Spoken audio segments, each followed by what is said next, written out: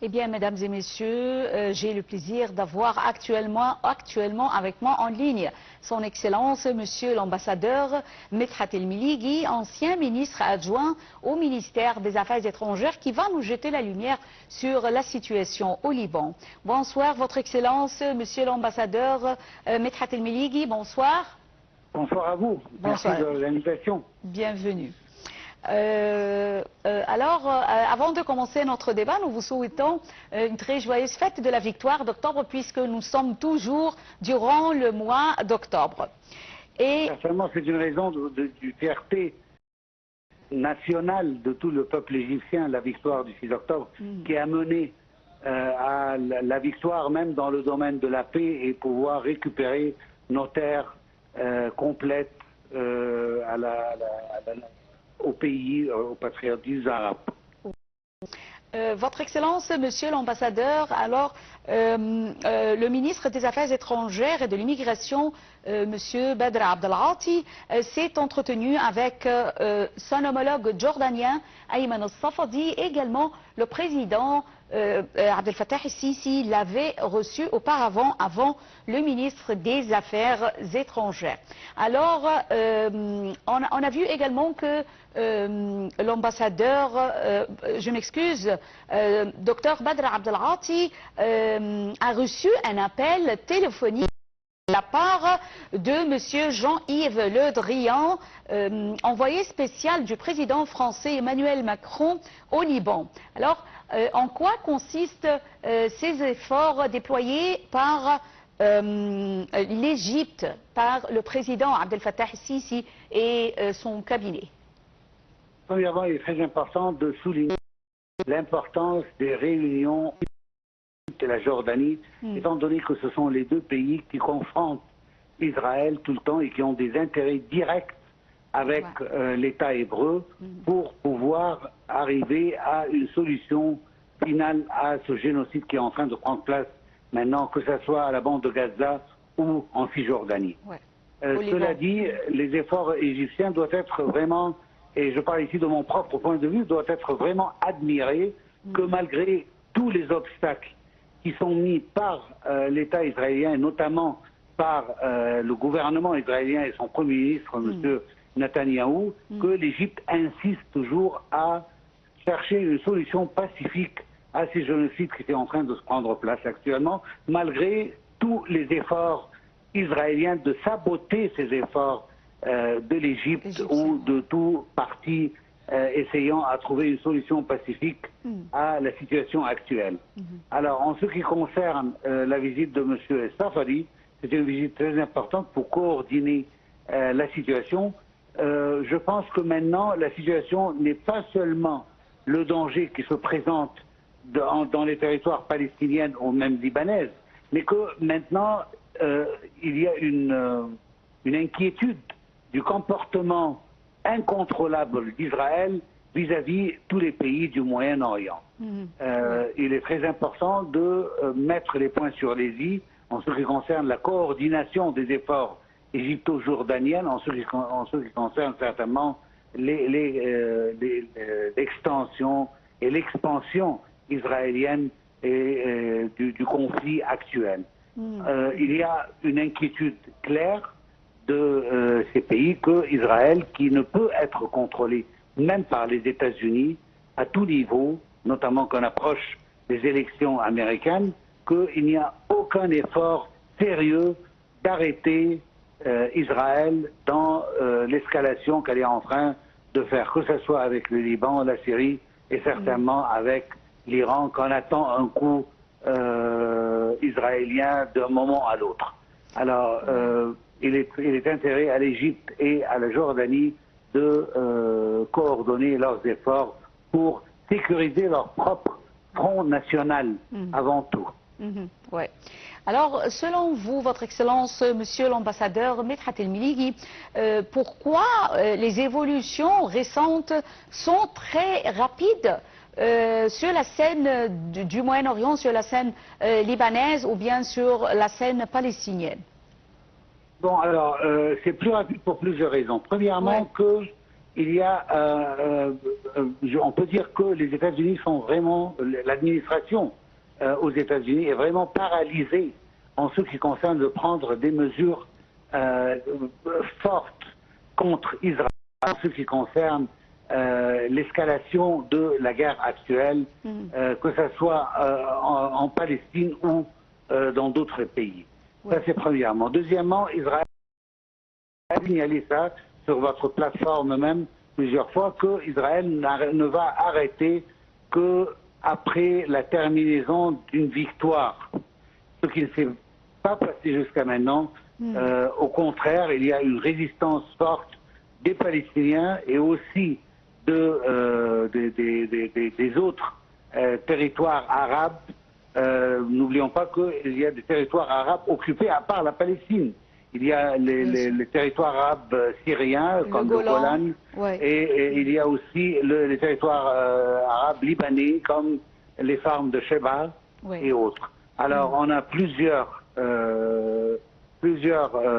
dossiers qui exigent une résistance arabe à ces violations continues de la part d'Israël. Oui. Vous avez mentionné que les États-Unis ne peuvent pas freiner Israël avec ces frappes ou ces bombardements quotidiens qui se déroulent actuellement sur Palestine ou bien sur le Liban. Mais en même temps, on voit aussi que le peuple américain lui-même a condamné à plusieurs reprises ces frappes israéliennes. Alors, comment le Sénat ou bien le gouvernement américain reste toujours muet envers cette question, même après la manifestation de son peuple? Bon, alors, on doit être clair. Moi, je viens personnellement de rentrer des États-Unis où j'ai passé une certaine période pour observer un peu de près les positions vraiment, que ce soit du peuple américain ou de l'administration américaine. On doit être clair, c'est une question très délicate. L'administration américaine n'est pas forcément le peuple américain et le public américain. L'administration américaine, c'est une administration qui a une certaine sincérité, une certaine loyauté à Israël. D'ailleurs, on entend d'une manière très claire que l'EIPAC est en train de financer les campagnes électorales des parlementaires américains, que ce soit au Sénat ou au Congrès. Alors, dans ces deux maisons américaines de la démocratie, ces législateurs sont à un certain point achetés, si j'ose dire le mot. Ils sont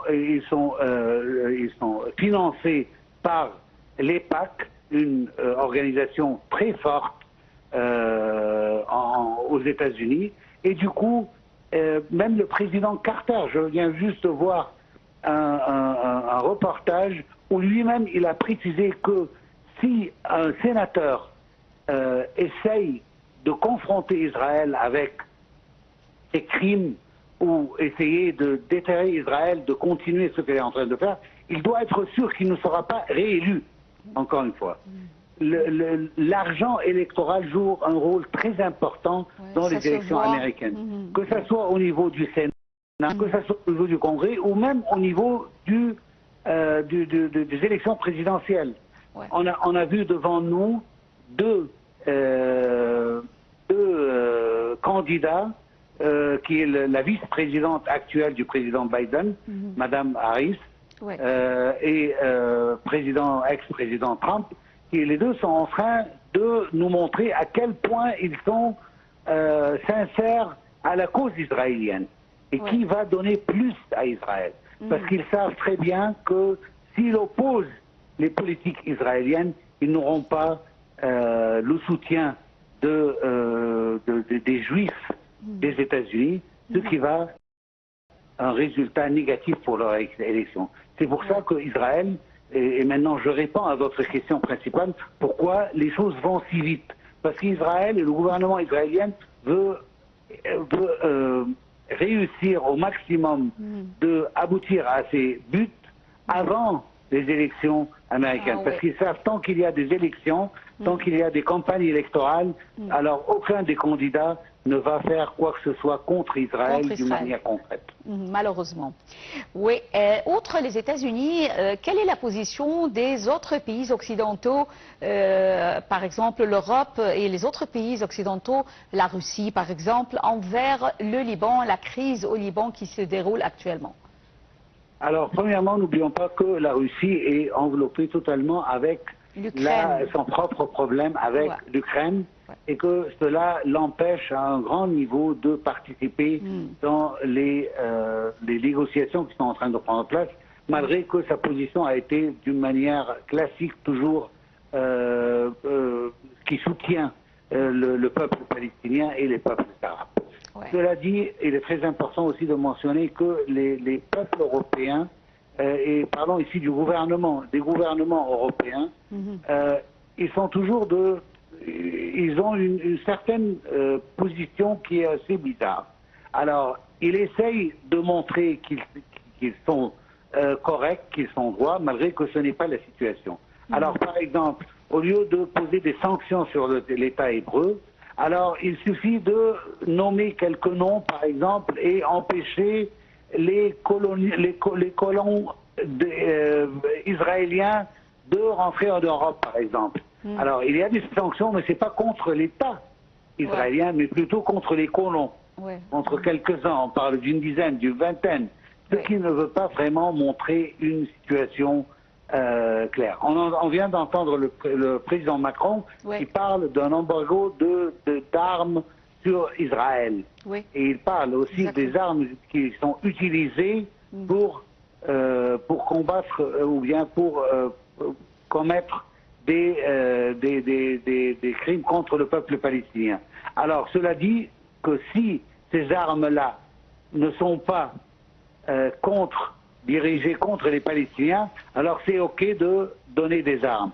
Alors là, il y a toujours une situation ambiguë en ce qui concerne les vraies intentions du gouvernement français. Et puis, est-ce que le président Macron a besoin d'une permission de la communauté internationale pour prendre une décision pareille? Pourquoi ne prend-il pas directement la décision d'empêcher l'exportation aux Israéliens? Pourquoi est-ce qu'on doit prendre beaucoup de temps pour laisser ou pour permettre à Israël de continuer ses actes de violence contre les peuples arabes? Je trouve qu'ici, il y a une situation qui n'est pas vraiment claire de la part de la France, que si la France veut vraiment prendre une position concrète contre l'État israélien, c'est très facile de le faire, notamment que déjà la Cour internationale de justice a demandé à tous les pays de ne pas aider Israël à continuer son massacre contre le peuple palestinien. Alors vous avez une raison légale pour prendre la décision. Mais malgré tout ça, on entend des mots qui sont très encourageants, mais on ne voit pas des étapes claires et des étapes concrètes contre le peuple israélien, contre le gouvernement israélien. Alors, Votre Excellence, Monsieur l'Ambassadeur, le ministre Abdel Ati avait déclaré, ou il avait exprimé son inquiétude face à l'accélération des tensions dans la région, soulignant l'importance d'une action internationale collective pour intervenir rapidement et arrêter les hostilités en cours au Liban. Alors, quel est le rôle des institutions internationales telles l'ONU et les autres institutions, le Conseil de sécurité, pour freiner les hostilités contre le peuple libanais qui paye le prix? C'est pas seulement ça, mais actuellement, on le sait déjà que les institutions internationales, telles que les Nations Unies et autres, sont incapables de prendre une décision claire contre Israël, étant donné que les Américains protègent Israël et en font d'eux-mêmes un associé complet aux actes israéliens de crimes de guerre. Alors, les États-Unis ne sont plus un État qui soutient, mais c'est un associé complet maintenant avec cela. Et que si Israël est maintenant, on l'a vu déjà aux Nations Unies, que il y avait une absence totale de la majorité des pays et des délégués au discours de M. Netanyahou à l'Assemblée générale des Nations Unies, oui. Mais avec un support inconditionnel américain, Israël ne pense que, ne trouve que dans les Nations Unies qu'une moquerie. Et c'est exactement ce qu'a fait le représentant permanent d'Israël dans la même assemblée. Quand il a pris la charte des Nations Unies, il l'a déchirée lui-même pour montrer à quel point Israël s'en fout de cette organisation internationale.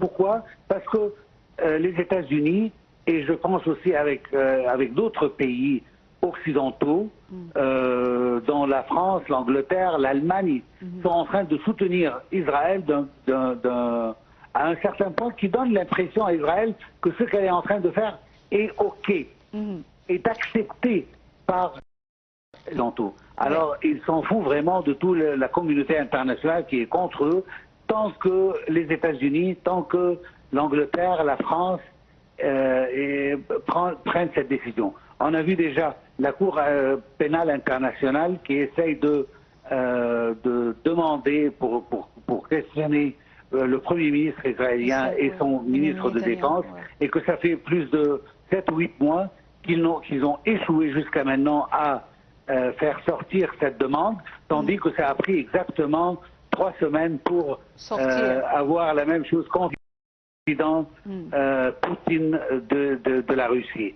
Cela montre à quel point ces décisions internationales sont influencées par les pays occidentaux, notamment les États-Unis. On a vu même la lettre de menace directe contre la Cour internationale, la Cour pénale internationale, adressée par les membres du Sénat qui sont eux-mêmes censés à protéger le droit international, et c'est eux-mêmes qui sont en train de détruire le droit international.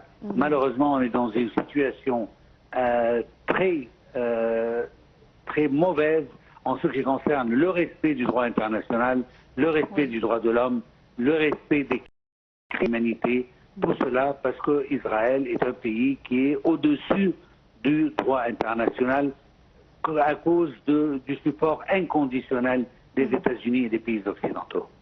Oui, Votre Excellence, l'Égypte a réaffirmé sa position ferme qui rejette toute atteinte à la souveraineté et à l'intégrité complète territoriale du Liban. Comment avez-vous vu cette décision? C'est une décision qui mène à clarifier exactement la position de l'Égypte en ce qui concerne ce conflit, en ce qui concerne donné par Israël contre le Liban, mais en même temps, je trouve que sans une pression internationale sur Israël pour arrêter, malheureusement, le cri égyptien qui est juste et qui est valable et qui mérite ses raisons, ne sera qu'un point à côté de dizaines d'autres points que l'Égypte avait déjà placés, que ce soit en ce qui concerne le Liban ou en ce qui concerne la Palestine ou tout autre droit arabe ou contre les crimes commis par l'État israélien. Cela toujours va rester seulement un point qui a pour but seulement de montrer à l'international notre comment est-ce qu'on est on reconnaît l'importance de la paix dans la région et l'importance du droit international dans les relations internationales entre les pays. C'est très important de montrer, parce que nous, on est un pays qui respecte cela, et même quand on est menacé, on cherche toujours la raison, on n'essaye pas d'escaler la situation. On a des situations où on est menacé, que ce soit par notre eau, sur laquelle on vit, du Nil, ou autres menaces existentielles, et que l'Égypte toujours choisit la paix et choisit les voies pacifiques pour pouvoir trouver des solutions, parce qu'on croit vraiment à la paix mondiale et on croit à la paix dans la région du Moyen-Orient. On espère qu'on aura des oreilles qui puissent entendre ces demandes, Oui. qui puissent entendre la voix de la raison, en Israël notamment, parce que tous les efforts ont été déployés et malheureusement on ne trouve pas ça. Une dernière chose que je voulais dire, c'est que quand on entend que ce soit le vice-président dans les élections prochaines, ou qu'on entend le président Trump, l'ex-président Trump, parler qu'Israël a besoin de s'étendre et de grandir ses frontières, alors on sent vraiment que le droit international est totalement en question, en dehors de la pensée américaine, de l'administration américaine en ce qui concerne les relations internationales. Et ça, c'est dommage qu'on entend cela d'un pays qui est censé être le garant et le protecteur du droit international et des relations internationales amicales entre les pays. Je tiens à vous remercier infiniment, Votre Excellence, Monsieur l'ambassadeur Medhat El-Melighi, ancien secrétaire ministre adjoint au ministère des Affaires étrangères, pour ces informations. Merci. Et enchaînons, mesdames et messieurs, avec un autre sujet, alors, puisque nous sommes toujours durant le mois d'octobre, alors à l'occasion du 51e anniversaire de la victoire du 6 octobre, le président Abdel Fattah el-Sisi a rappelé les capacités de l'armée capable de protéger la sécurité de l'Égypte et de défendre les esprits des Égyptiens. Intervient cette année, et cette mémoire ancrée dans les esprits des Égyptiens intervient cette année dans un contexte régional tendu et perturbé. Les détails avec Sarah Al-Maghrabi.